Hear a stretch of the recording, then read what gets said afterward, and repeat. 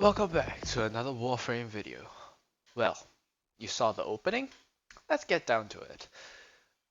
Let's first go over the frame, Revenant Prime.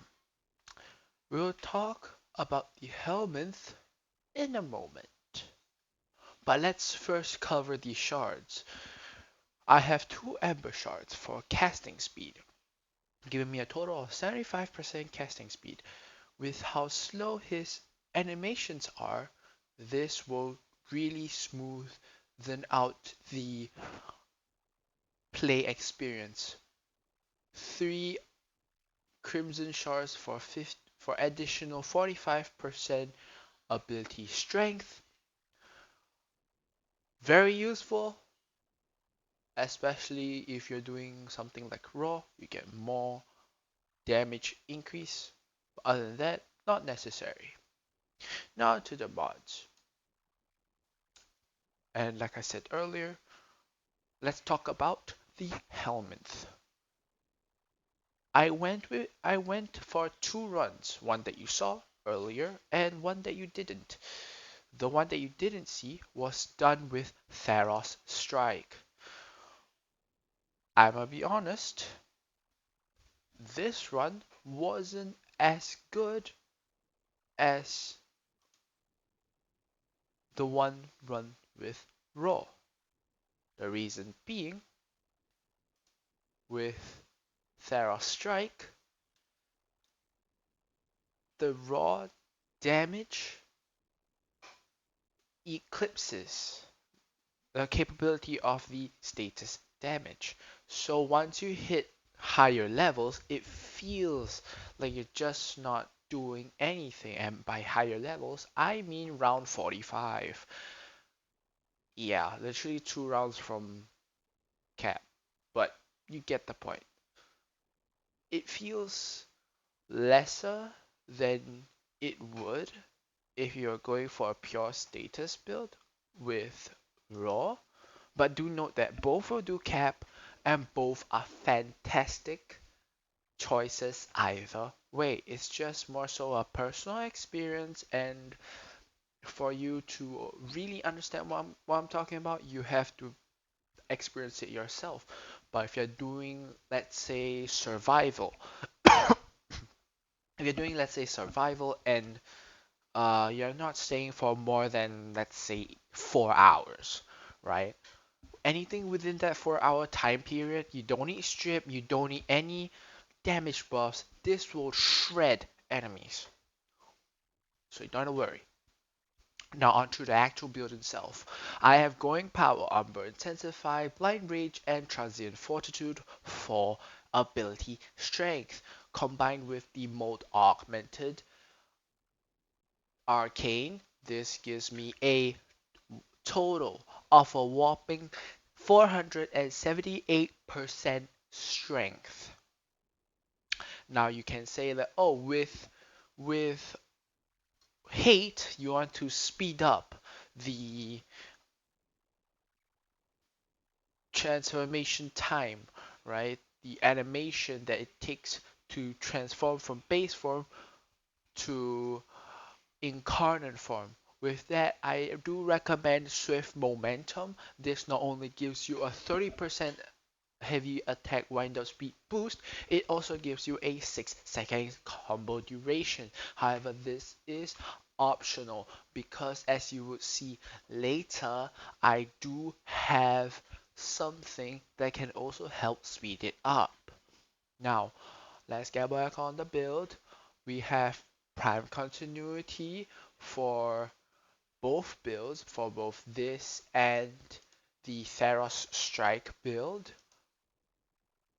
This is purely to counter the negative on Transient Fortitude. The reason why we would still need this in the Theros Strike build is because we still want to use Enthrall on Acolytes, and we do want to have enough time to take down the Acolytes. Now, with the Raw build, I went with Narrow-Minded for even more duration, bringing my Raw up to almost 70 seconds. This is enough to cover a whole round in disruption if keys do drop. Now, prime flow and equilibrium will set our energy economy right, with exceptions from the energy drain conduit. That one you would have to be careful.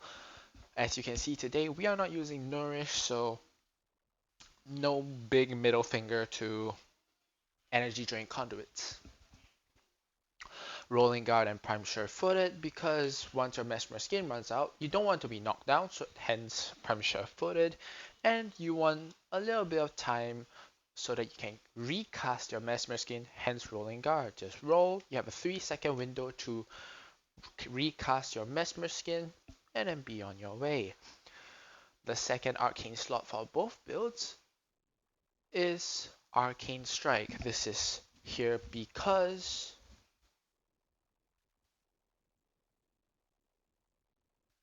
thanks Lotus. This is here because it's more attack speed. It's just purely more attack speed. I will be honest.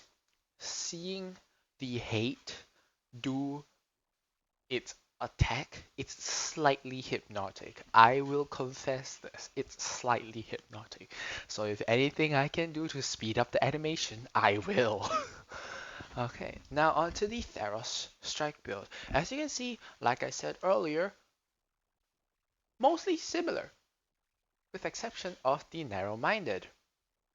Instead of narrow-minded, I went with natural talent because more casting speed really makes Revenant better to play. But if you really wanted to, you can go with Stretch for more range or Augur Reach for more range. The point is that it doesn't matter as long as you have some range.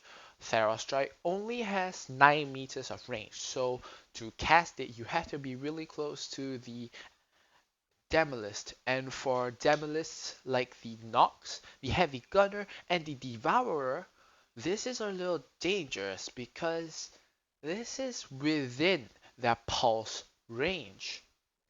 However, the Bailiff, which only has a pulse range of 7 or 8 meters, and the Expired, which just doesn't pulse at all, this works perfectly fine. Or if you really wanted to, you can try and fix the efficiency with either Fleeting Expertise, well, if I can spell, if I had a Fleeting Expertise or Streamline. I would recommend against Fleeting Expertise because it does drop your duration back into the negatives, which is what you don't really want. You do only have 20 seconds on your Enthrall. That's heavily reduced when you cast it on an Acolyte, so do bear that in mind when you're using a Fleeting Expertise build. Streamline only brings you up to 75% efficiency, but it does make a lot of your abilities substantially cheaper. So feel free to experiment around. You may find something that suits you better. Onto the primary. Primary really doesn't matter. Primary is only here for Amalgam Serration and Primary Dexterity. Reason why I went with Argonet is because I'm too lazy to change it for anything else. Here's a side note if you don't really know my channel. I am a big fan of the Karist. Still am, even with the hate. Here's the thing. The hate is fantastic, but the Karist, with its ease of access, because you just have to get the prime, you don't have to clear Star Chart, then get Duviri Steel Path, and then wait for the right week just to get the Incarnon adapter, and then fit to all 3 evolutions, and then form other damn thing. You only have to get the Karist Prime form. That's it. Get the Argonac, you're done. Right. But the hate,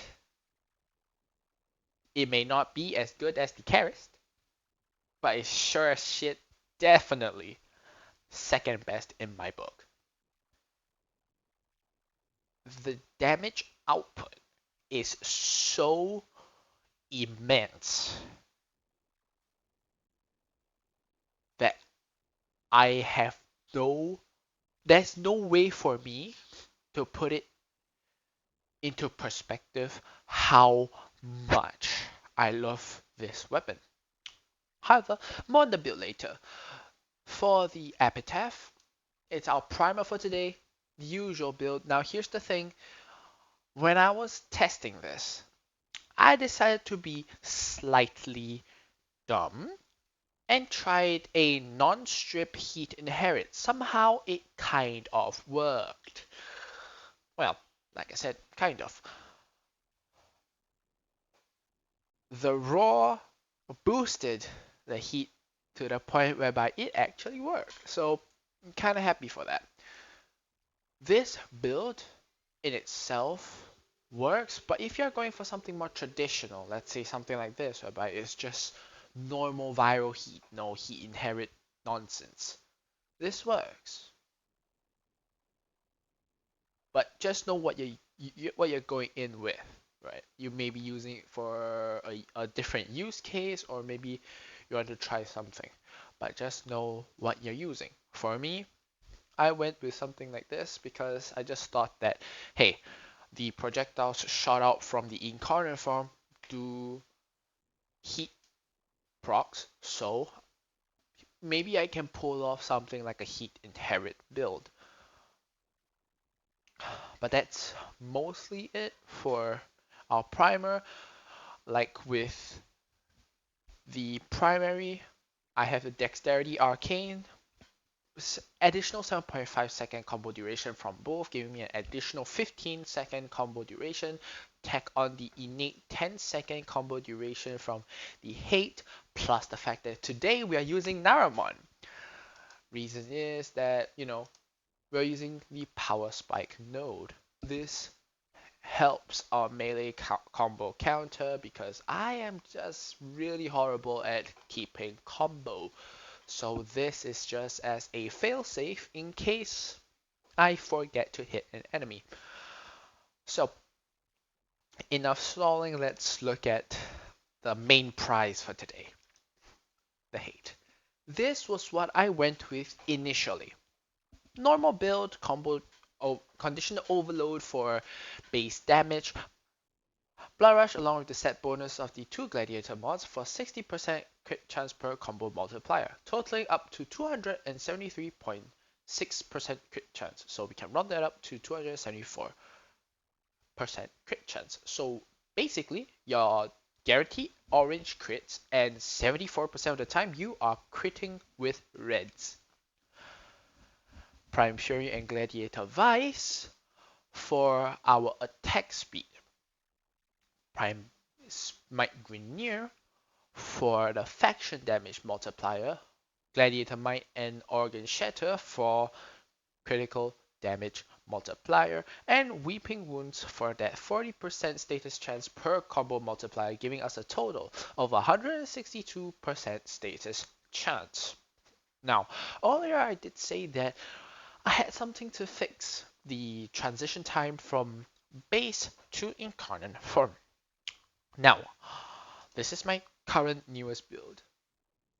The Riven is quite literally here because I just like seeing red crits. It really doesn't matter.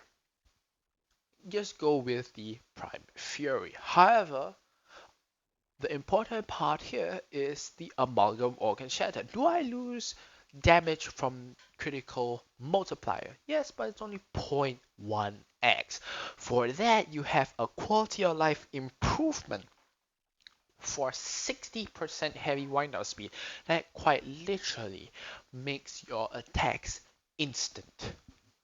So, is it worth it? It's up to you. But in my experience, I can just say that it doesn't matter. You have enough damage. It really doesn't matter. I would go for this.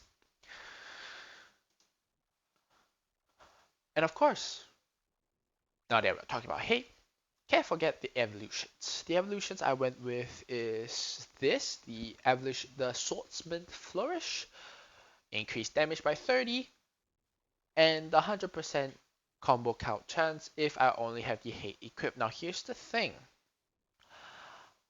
I'm pretty sure this is bugged. I'm 75% sure that this is bugged because for some reason this seemed to be active all the time. Let me know if that's true, but this seems to be active all the time. My next evolution is Orokin Ridge. It's free range. That means that I don't have to mod for range. I can hit people from 60 meters away. Okay, that's not true. With this, it's like 5.26 with my Riven on because I have another 1.7. But if you're just looking at a base build, 3.6. Simple. And for the final evolution, I went with Subtle Force. This amps my critical chance to 6% and status chance to 10%. This is pretty good.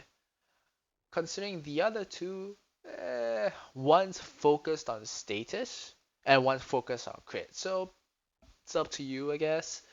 If you're going for pure red crits, yes, you probably want the critical chance, but you're also sacrificing the status chance. This is a scythe, and unless you're going for heavy attack build, I wouldn't recommend going either of the other two. Just stick with this. This is really good if you're going for a hybrid. And by hybrid build, it's just building for critical chance and status. And this is perfect. This is sufficient. And if you need more ability strength, like I said earlier, 478% strength, 50% of it comes from here. Power Drain. Power Drain gives you a 100% chance for your next ability cast to gain 50% ability strength, which means that you stab an Eximus, you watch the Eximus bleed out, and somehow you have a free 50% ability strength. And just for context, from 428, so if we don't have power drain, 428 to 478% strength. The difference, let's just use Mesmer Skin since it's always on. Mesmer Skin jumps from 25 to 28 skin charges. You may think that, oh, it's just 3 more, it doesn't matter. That's another 6 seconds if you're standing in a group of enemies. More if you're not AFK. But the point is that more charges means less casting. Blood for life and blood for energy, kind of self-explanatory. For energy at least. Blood for life, as you've seen on our build, we do have equilibrium. This helps when it's after energy drain or conduit. You need a quick source of energy. Go and find the Eximus, beat the living crap out of him, drop it below that Parazon threshold, and then just stab him. Free energy immediately. Equilibrium works. Pull 55 energy just from one health orb, and if you get lucky, you proc the 50% chance for that energy orb. You get 25 from there, so total you get about 80 energy. And today, with exception from raw, which is 116.25 energy to cast, all of our abilities, whether it be Theros Strike or Mesmer Skin, these are within that 80 energy threshold, so you can just cast after you have killed the Eximus. Now let me show you what this can do in an actual mission. So here we are in Olympus. Just have to wait for enemies to spawn because for some reason all the enemies are on vacation.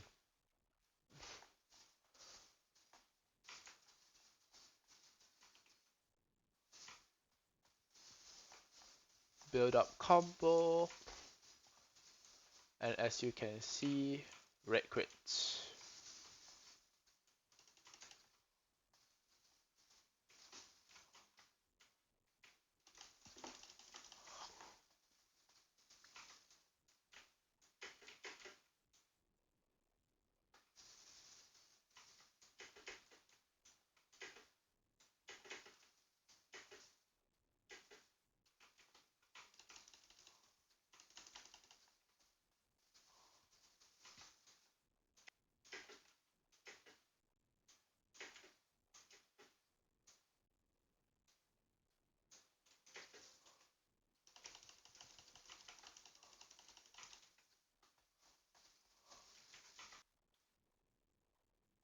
If you enjoyed this video, do like, share, and subscribe.